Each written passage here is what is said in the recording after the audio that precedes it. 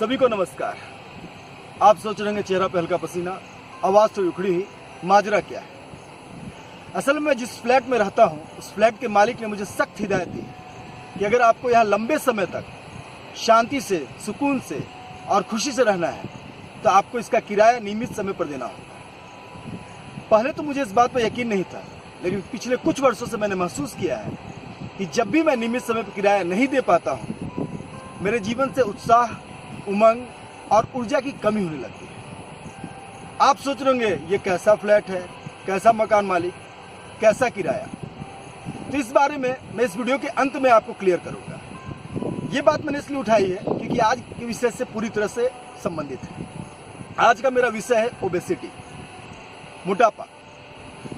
अगर एक सेंटेंस में कहा जाए तो obesity means excessive accumulation and storage of fat in our body, यानी शरीर में जरूरत से ज्यादा चर्बी या वसा का जमाव ही ओबेसिटी। ओबेसिटी के विषय में पूरी दुनिया में 3 प्रमुख संस्थाएं जो खोज करती हैं, उनका नाम है द ओबेसिटी सोसाइटी,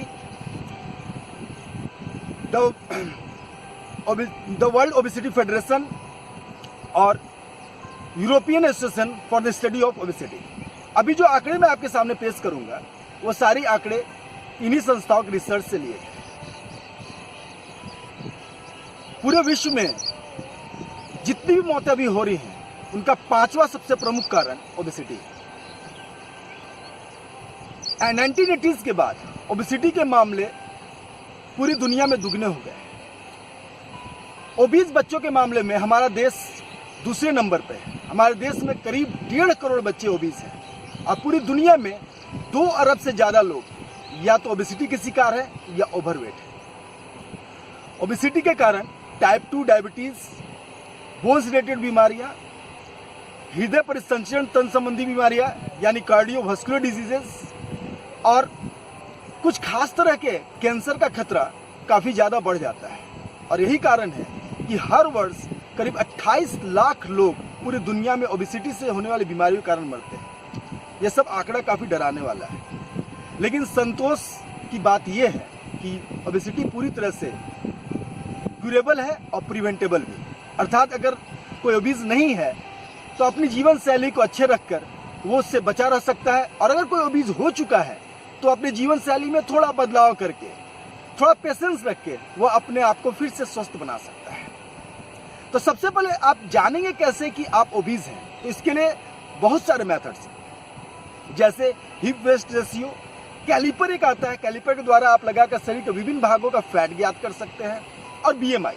तो पूरी दुनिया में भी सबसे सरल, सटीक और सरमान तरीका है बीएमआई, बॉडी मास इंडेक्स। इसका फॉर्मूला है weight divided by height into height. अब यहाँ वेट केजी में होगा और हाइट मीटर में होगा। एग्जाम्पल के लिए मेरा वेट 82 केजी है और मेरी हाइट 184 सेंटीमीटर यानी 1.84 मीटर है। तो सबसे पहले मुझे 1.84 को 1.84 से मल्टीप्लाई करना है, तो इससे 3.39 आता है, और उसको 82 से डिवाइड कर देना है, इससे 24.19 आता है। यह आंकड़ा चूंकि मेरा है और मुझे याद है इसलिए मैंने आपसे शेयर किया। आप इसके अनुसार अपना बीएमआई निकाल सकते हैं, और अगर आपका बीएमआई 18.5 से कम आ रहा है इसका मतलब अंडरवेट है। आपको थोड़ा सा लाइफस्टाइल चेंज करके वेट को बढ़ाना होगा। और अगर 18.5 से 25 के बीच है यानी आप बैलेंस्ड हैं, आपको वेट के बारे में चिंतित होने की जरूरत नहीं है। लेकिन 25 से 30 के बीच अगर आप हैं यानी आप ओवरवेट की कैटेगरी में आने शुरू हो गए हैं। अब आपको धीरे धीरे वेट के प्रति कौन से सोना है। 30 से 35 यानी ओबेसिटी क्लास 1 में आप आ गए हैं, 35 to 40 ओबेसिटी क्लास 2 में आप आ गए हैं, और 40 से ऊपर जो है ओबेसिटी क्लास 3 में सीवियर ओबीज आप हो चुके हैं, यानी आप गंभीर रूप से बीमार हैं। आपको जल्दी से जल्दी ठीक होने की जरूरत है। अब 2 भाग में मैं इसको आगे बोलूंगा कि ओबेसिटी के कारण क्या है, उसके निवारण क्या है। कारण को मैं संक्षेप में बोलूंगा, निवारण को मैं आपको समझाऊंगा, क्योंकि निवारण ही ज्यादा जरूरी है। कारण मुख्य 3 है। पहला है हाई एनर्जी इनटेक। जैसा कि हम सभी जानते हैं कि हम जो भी भोजन ग्रहण करते हैं वो अंदर में न्यूट्रिएंट्स के रूप में चेंज होता है और एनर्जी देता है, और वो एनर्जी हम कैलोरी के रूप में नापते हैं। जितना कैलोरी हम खर्च करते हैं उससे ज्यादा कैलोरी अगर हम ले रहे हैं तो बाकी बचा हुआ कैलोरी फैट के रूप में संग्रहित होने लगता है, और अगर वो फैट के रूप में हम ले रहे हैं तो वो और जल्दी फैट के रूप में परिणत होने लगता है। तो उसके बारे में कॉन्शियस होने की जरूरत है। दूसरा जो है वो है डिप्रेशन, स्ट्रेस, एंजाइटी, अनिद्रा आदि। ये सब आपस में जुड़े हुए हैं। आप इनके कारण भी हार्मोनल इंबैलेंस होता है जो कि फैट को ज़्यादा गेन करने में मदद करता है। और तीसरा सेडेंटरी लाइफस्टाइल यानी इनएक्टिव लाइफस्टाइल। अगर हमारा लाइफस्टाइल एक्टिव नहीं है, हमारे जीवन में एक्सरसाइज का अभाव है, हमारे जीवन में खेल कूद के गतिविधियों का अभाव है, तो आपका जो है एक्टिविटीज़ जो है ये आपके फैट बढ़ाने में मदद करता है। इसके अलावा कुछ और छोटी छोटी चीज़ें हैं जो जिन पर हमारा नियंत्रण नहीं है, लेकिन वो हमारे फैट को प्रभावित करती है, हमारे ओबेसिटी को प्रभावित करती है। जैसे जेनेटिक्स फैक्टर, कुछ जीन्स जो है जिसमें वाइट टिश्यू फाइबर ज़्यादा होता है जेनेटिकली, वो फैट को जल्दी गेन करते हैं, लेकिन उन पर हमारा बस नहीं है। कुछ बीमारी के कारण या कुछ चोट लगने से अगर हार्मोनल इंबैलेंस हो जाए तो उससे भी हमारा फैट तेजी से बढ़ता है, उस पर भी हमारा बस नहीं है।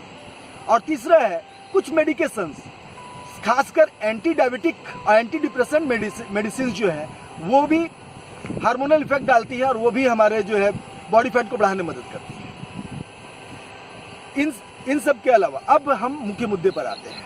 मुख्य मुद्दा है कि इसका निवारण क्या है। तो सबसे पहला लो एनर्जी इंटेक, यानी हमारा एनर्जी अगर ओबीज हो चुके हैं। आज मैं फिट के बारे में बात नहीं कर रहा हूँ, ये क्लियर कर दे रहा हूँ, आज मैं ओबीज लोगों के बारे में बात कर रहा हूँ।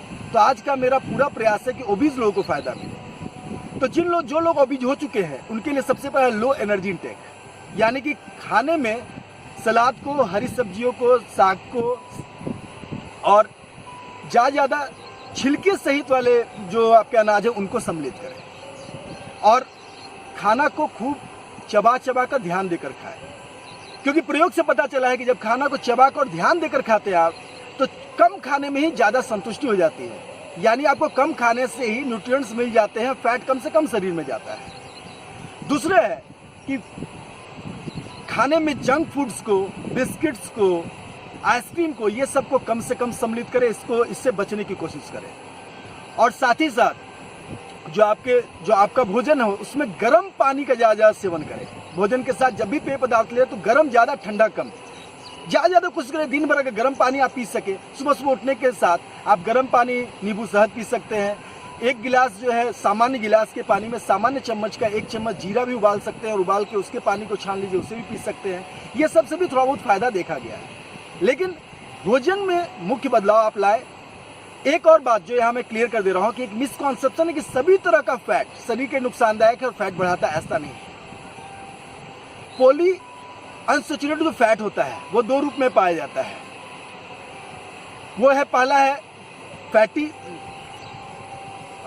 ओमेगा 3 फैटी एसिड्स और ओमेगा 6 फैटी एसिड्स का होता है। तो ये जो फैटी एसिड्स हैं ये दोनों भी शरीर के लिए फायदेमंद हैं। 3 फैटी एसिड जो है ये सोयाबीन के तेल और अखरोट और तीसी ये सब में पाया जाता है, इसको आप खाने में सम्मिलित कर सकते हैं। ओमेगा 6 फैटी एसिड 2 चीज़ों में पाया जाता है, आपका सूरजमुखी का तेल यानी कि सनफ्लावर ऑयल और कॉर्न ऑयल में। तो ये सब चीज़ों को खाने में सम्मिलित करेंगे तो फैट तेजी से गलेगा और ये दोनों फैटी एसिड्स जो हैं वो आपके ज्वाइंट्स के लिए बहुत ज़्यादा फायदेमंद है। दूसरा है स्ट्रेस, टेंशन, एंग्जाइटी, अनिद्रा आदि। ये सब को भी आप कॉपअप कर सकते हैं। इसको कॉपअप करने के लिए सबसे पहले जीवन को सहजता से लें, सकारात्मक सोच रखें और इससे संबंधित किताबें पढ़ें, वीडियोस भी देखें और कुछ ऐसे लोगों से मिले जो आपको लगता हो कि सकारात्मक जीवन जी रहे हैं, जो पॉजिटिव हेल्दी लाइफ जी रहे हैं। उन सब से आप बातचीत करेंगे तो आपको काफ़ी। और सबसे मुख्य कारण है व्यायाम की कमी। हमारे जीवन में अगर व्यायाम की कमी है तो हम ओबेसिटी नॉर्मल है, जीवन एक्टिव होना चाहिए। और जो लोग ओबीज हैं उनके लिए व्यायाम सबसे सटीक और सबसे सरल, सबसे ज़्यादा अच्छा उपाय है। कुछ लोगों का मिसकॉन्सेप्शन है, कुछ लोग कहते हैं मैं बहुत दिनों से व्यायाम कर रहा हूँ, फैट नहीं गलता है। तो फैट गलने के लिए खास एक बॉडी का हार्ट बीट होना चाहिए, पल्स रेट होना चाहिए, जिस पल्स रेट पर ही फैट गलने शुरू होता है। तो आप उसको कैसे जानेंगे? जिनके पास सुविधाएं हैं, कुछ ऐसे यंत्र हैं जैसे बहुत सारी घड़ियाँ आ रही हैं जिसमें पल्स रेट बताते रहता है एक्सरसाइज सब, उनके लिए उपाय है कि आप MHR के 70% को ज्ञात करें और उस लेवल पे एक्सरसाइज करें ताकि आप फैट जल्दी से करें। अब ये MHR क्या है? तो मैक्सिमम हार्ट रेट जो है उसको अगर मेल है तो 220 से अपने एज को माइनस कीजिए, वो आपका MHR है, मैक्सिमम हार्ट रेट। और अगर फीमेल है तो 226 से अपने एज को माइनस करें, वो आपका MHR है, मैक्सिमम हार्ट रेट। इसका 70% आपको आना चाहिए, तभी आपका फैट गलना शुरू होगा। जैसे मेरा एज 40 ईयर्स है, तो 220 माइनस 40 यानी 180, उसका 70% 126 आता है। यानी अगर मुझे अपना फैट गलाना है तो मुझे 126 पल्स रेट या हार्ट बीट पर जाना होगा और उस लेवल का एक्सरसाइज करना होगा। उस लेवल का एक्सरसाइज जब मैं करूँगा 10 मिनट या उससे ज़्यादा, क्योंकि शुरू के 2-4-5 मिनट तक कार्बोहाइड्रेट ही जलता है। तो आपको क्लियर हो गया। आप MHR के 70% तक एक्सरसाइज करें। लेकिन जिनके पास ये सुविधाएं नहीं है, उनके लिए सबसे अच्छा, सरल, सटीक व्यायाम है ब्रिस्क वॉकिंग, यानी तेजी से वॉकिंग करना। अब इसमें मिसकॉन्सेप्शन है, लोग सोचते हैं कि कितना तेजी से, तो आप उसके लिए घड़ी का सहारा ले सकते हैं या किसी भी समय देखने वाले यंत्र का सहारा ले सकते हैं। हर एक, अगर आप 10 मिनट में 1 किलोमीटर वॉक कर रहे हैं तो ये आपके लिए सफिशियंट है।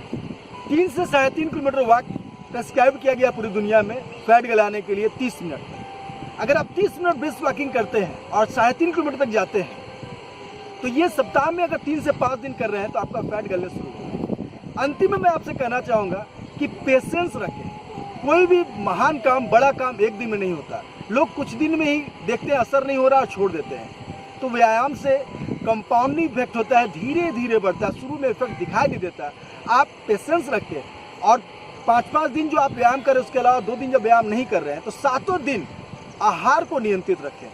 और मुझे पूरा विश्वास है कि अगर आप इसको फॉलो करते हैं, आप आज से ही कुछ नहीं तो ब्रिस्क वॉकिंग शुरू करें। और अंत में मैं 2 चीज़ बता रहा हूँ। अगर ब्रिस्क वॉकिंग नहीं कर सकते, आपको और कोई व्यायाम नहीं पता चल रहा है, तो 2 व्यायाम में छोटे छोटे जो मैंने खुद अपनाया है वो मैं आपको बता रहा हूँ, जिससे मेरा फैट तेजी से गलता है। तो मुझे लगता है कि आप पर भी असर होगा। सांस तेजी से छोड़ना, दोनों हाथ उठाइए, लंग्स फैलेगा, हाथ नीचे कीजिए, थोड़ा झुकिए, लंग्स पूरा दबेगा, सांस छोड़िए। तो अगर आप ये करते हैं तो आपको तेजी से, अगर 10 मिनट करने की आदत आ गई, आप म्यूजिक लगा सकते हैं, इसमें मजा ले सकते हैं। इसको अगर 10 से 15 मिनट करने की आदत आ गई तो सप्ताह 10 दिन में आपको पूरा असर दिखाई देना शुरू होगा।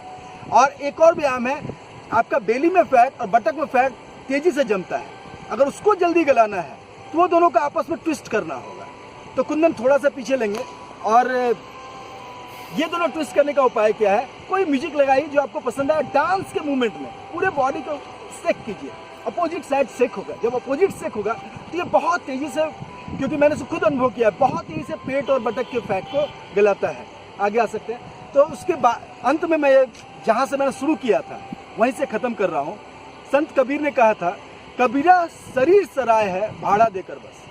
कबीरा शरीर सराय है भाड़ा देकर बस, और जब भटियारी खुश रहे तब जीवन का रस। अब यहाँ कबीर ने क्या कहा, शरीर सराय है, यानी जो फ्लैट की मैंने बात की थी वो फ्लैट हमारा शरीर है, और भाड़ा क्या है, यही व्यायाम, सबसे मुख्य चीज यही व्यायाम जो भाड़ा है आपका, भाड़ा देकर बस। और जब भटियारी खुश रहे, जब स्वास्थ्य बना रहता है, तब जीवन का रस, तभी जीवन का रस। यानी फ्लैट का मालिक कौन है, हमारा आत्मा, हमारा मन, हमारा फ्लैट जो है शरीर, और भाड़ा क्या, ये व्यायाम। ये जरूर करें। सब लोग स्वस्थ रहें, लोगों की भलाई के लिए सोचें और अपनी भलाई के लिए भी सोचें। अपनी भलाई से शुरू करें और लोगों की भलाई तक फैलने दें अपने आप को। और अगर आपको वीडियो कंटेंट अच्छा लग रहा है, ये आपका, अगर आपको मेरी बात समझ में आ रही है, तो इसको आगे तक बढ़ाएं ताकि अधिक से अधिक लोगों को इसका फ़ायदा मिले। क्योंकि मैं लगातार अध्ययन कर रहा हूँ, अपने लिए नहीं, सभी के लिए। लाभ खुद भी मिल रहा है, लाभ दूसरों को भी फैलाना है। सभी को बहुत बहुत धन्यवाद।